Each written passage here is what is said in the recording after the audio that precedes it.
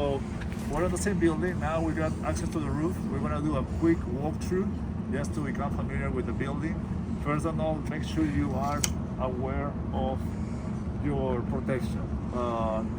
You need to be protected from the edges by means of parapets. Okay, in this case, for example, as you can see, there is no parapets on the facades.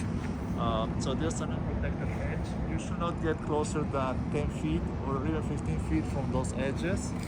Okay, so just be aware of your surroundings because you are on the roof of an unfamiliar building. Okay, the first thing that I will do is pick a corner, just a random corner, and start to look at the masonry. In this case, we're looking at the chimney.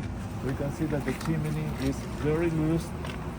The brick is open, it has open cells, and it's been receiving water and snow for a long time, and all the brick on top is... Now we're back on the roof. We reviewed the fire the chimney there that is collapsing, and let's take a closer look now at the parapets. Okay, these parapets seem original. They are definitely low, right? They're less than 42 inches. So we know by being below 42 inches it's not code compliant, although it may be code compliant when they constructed the building. In any case, it may be code compliant, but it's not structurally stable. This is definitely not a good condition for the parapet. This I'm not gonna touch because it's like asbestos. So when you have conditions like this, definitely they put the stucco to protect the brick. You can see the conditions of the brick and the mortar joints is very eroded. So and they try to protect it with stucco, but the stucco is also coming out. This is on the inside. When you are on the roof, you can take a quick look on the outside. What I suggest you is to put one foot behind the other one and just slightly peek over. Don't lean on the parapet. Definitely don't lean on the coffins because sometimes the coffins are loose. This is a camelback coffin. These are terracotta coffins, by the way.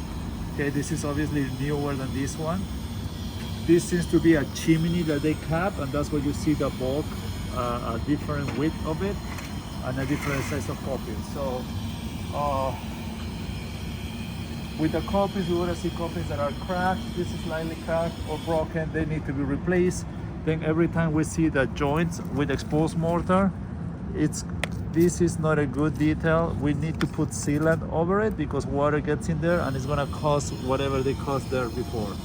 Okay, so this could have been avoided, this damage could have been avoided if we would have put sealant there. So that's on the inside. Let's take a quick look on the outside. Just peeking over, we can see plants growing. We can see mortar coming out. Over here we can see more mortar coming out. So this is definitely the effects of weathering and age.